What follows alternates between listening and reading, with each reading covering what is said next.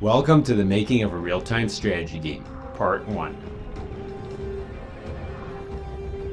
This is how the game works. First, gather resources to charge up the battery and turn the lights on. Recharge vehicles. Build more power plants. Build more tanks and equip them. Defeat robot camps to control resource areas. Build another power plant. Reactivate the tower. Build yet another power plant. Build a tower and equip it. Build a drill mine for upgrades. Gather seeds and build a tree depot. Plant and water trees. Upgrade trees. Defeat the boss.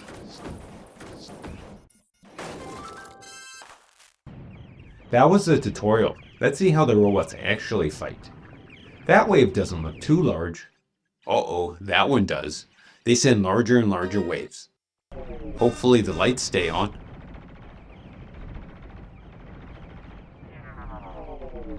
And with enough upgrades, defeat a boss base.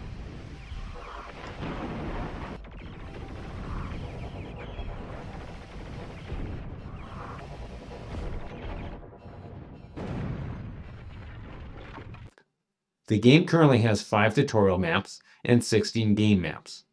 Most making up guides either show the game well into production or show a game which all the mechanics are provided in the game engine. In the latter case, the developer can start by importing assets and starting on maps with only some script code to glue the game together. This game is a real-time strategy game, which doesn't really fit into a game engine. So a lot of the mechanics and even the engine code has to be developed step by step. The perspective of this video series is from someone who is an experienced developer with some 3D simulation experience, but has not interfaced to a game engine before, or made 3D models in Blender, or worked on game mechanics and maps. The focus is going to be less on the code since there is so much of it in the game, and more of the overall process of making it. The design decisions, how the mechanics of the game evolved, and later how the maps were made, and then made again, since nearly everything that was developed was done at least twice. The intent is not necessarily to show how individual parts of the game is developed in detail, since there are better and longer video tutorials available. The intent is to show the entire process, from the first day to then when the game is ready for early access release. All the milestones and all the struggle. The weeks where large progress is made to the weeks where nothing is accomplished. It's all going to be in these videos. This series is for anyone interested in how game development actually works, and for anyone stuck in their own game development and struggling. This series shows that things usually do not go smoothly or fast, but putting in constant effort eventually yields a game. Here it is, the first day of game development. And this is what the first day looks like. Everything in Godot is a scene, so I have one scene. I made a ground plane in Blender, and I added it at the 0 height so I could click on it. It is a physics object. This is how to add something on the map. Drag a GLB file. It's only a graphical object. There's nothing too interesting in the code. You can move the mouse and scroll the camera. There is picking code that casts array from the camera location, and it's using the Godot built-ins. Eventually, I would use my own code since it's faster. Let's run it. Notice we can click on the physics object, but not on the graphical object. Actually, I did more the first day. I had to learn to make a car in Blender. Blender is popular to use with the Godot engine since it is open source and it uses the GLB file format that Godot uses. First, let's make the body of a car, stretch it a bit and add color. Then let's make the wheels by adding cylinders, rotating them and assigning a color. There are 2 ways to copy something. You could either copy it or duplicate it. If you duplicate it, it will share the material, which is usually what you want, since otherwise you will have a lot of extra materials. Now for the front window.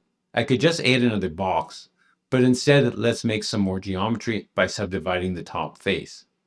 Let's drag the edge to angle it and assign a color to it. Why are all the models at 0, 0? Let's see what happens when it gets rotated. Notice it gets rotated around a pivot. That's no good. But if the object has arms or extra trucks, now the pivot makes sense. All the models should be at 0, 0 in the same orientation. One more trick to the apply transform, which I used back there. Let's show you why you have to do this. The apply transform resets the pivot and vertex locations and applies to anything that was performed. Let's make 2 long boxes. The 0, 0, 1 all apply the transforms. When beveling, notice the bevel is even on all sides, since Godot sees a long box. For the other box, it is still in the original size. So after the bevel is done, it is then scaled. Notice the difference. Don't forget to apply transforms before exporting back to Godot. Otherwise, weird stuff may happen, especially in animations. So the last thing is to now export to Godot. So we select the entire object and we just export it as a GLP file.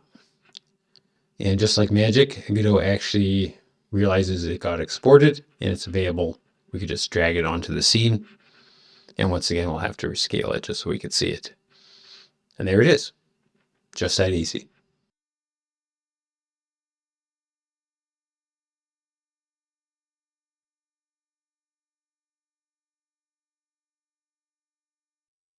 And now we're at day 3 of game development. Now, as it turns out, game 2, I was just looking stuff up, so not much happened. So game 3, I have the start of a heads-up display. Originally, this is how I thought you'd be building in this game. Later, I went to more Warcraft 3 style, but I used what I made for debugging. So let's see what we have here. We have our heads-up display class, and it's just a 2D thing. You have some buttons. You just say, make a texture button. Then you go ahead, you get some textures. These are probably just screen captures. I probably didn't even render them in Blender. And you just do the signaling. So you double click on the pressed, you get basically a signal, you put in the code, and you just call a function. Now, if we take a look at this function, this is how you dynamically create something in Godot. So that path there, it actually references where the asset is.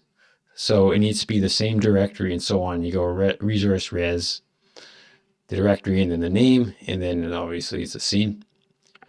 Then you just call, you make basically make a new scene, you instantiate it, you go where's the position, that's the collision with the ground, and then you go ahead and create it. And it's important to add child, because that's when you add to the game tree. So that means it becomes part of the game, it gets drawn, plus it'll take clicks. Now let's go to day 6. Let's see what I'm up to. All right, so we could once again, we could build the factory and the coal, and we could build an extra vehicle. That one there is just actually literally a static image. And notice that I seem to have some pathfinding. As it turns out, I've added the A-star algorithm from Godot. You have to do some modifications for that. And notice that will go around the building that was just added. Pretty nice, right? So to get the pathfinding, I'm basically using the Godot built-in A-star. So this is inherited into this. So you're basically just doing some configuration. And particularly, you have to set the grid size. There's something about connecting the grids to each other that you have to do. I don't quite remember what it is. And then ultimately, you're just calling that function, which is get point path, and it's just going to return you an array of how to get from point A to point B. So we also have the start of some other stuff I've done. So I have something called GP helper. It's just a way of accessing Godot stuff. So I was like, I'll put all the Godot specific stuff here, and maybe they'll somehow make this game portable in case you have to ever switch engine, such as the picking, that kind of thing. But as it turns out that you're not really going to make it that portable. Then I had the start of the interface of RTS object. This later became a class. And it's basically, if you have all these different objects, but you want them to be able to handle the same function, well, it's object-oriented programming. They all have set right click. Right, so if you right click, do something. So the factory does nothing, at least so far. The truck, it'll move points. So this is the start of the delivery truck class, and it's inheriting Node 3D, and it's also sort of inheriting the interface. So in C#, you're not allowed to have multiple inheritances per class. There's a bunch of code there. A lot of this code eventually is in the current version, but it's in something called RTS action model instead, and then the delivery truck inherits from it. And let's see what we have here. So we put down the factory, we put down the coal, put down one of the delivery trucks, click on one, click on the other, and look at that. It's able to deliver coal. And then disappears because it doesn't have a repeat yet. But you can always make another one.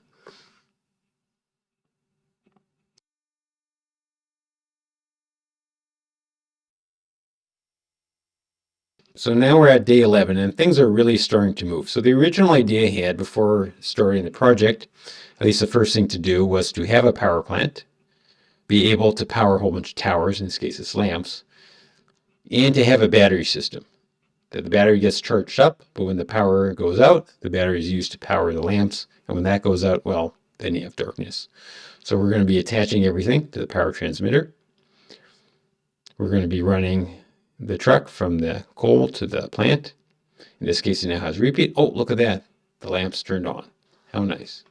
So the way I did this is the power plant's actually generating something and it's actually delivering something. It's kind of done simulation style rather than just saying, power magically appears. So we can look at the battery plant and you can see it is accumulating power. And we shut it off. Oh, the lights turn off. Now, that's because the battery isn't on. We turn the battery on. Now the battery is technically generating power and all is good. And you can see the power starting to drain. Now let's say if we turn down the capacity. Oh, the lamps start to dim. Basically, they have to share in whatever power they're getting. Now, I also have a priority system. Let's say I drop the priority and it turns off because we don't have enough power for priority 1, so priority 2 gets nothing.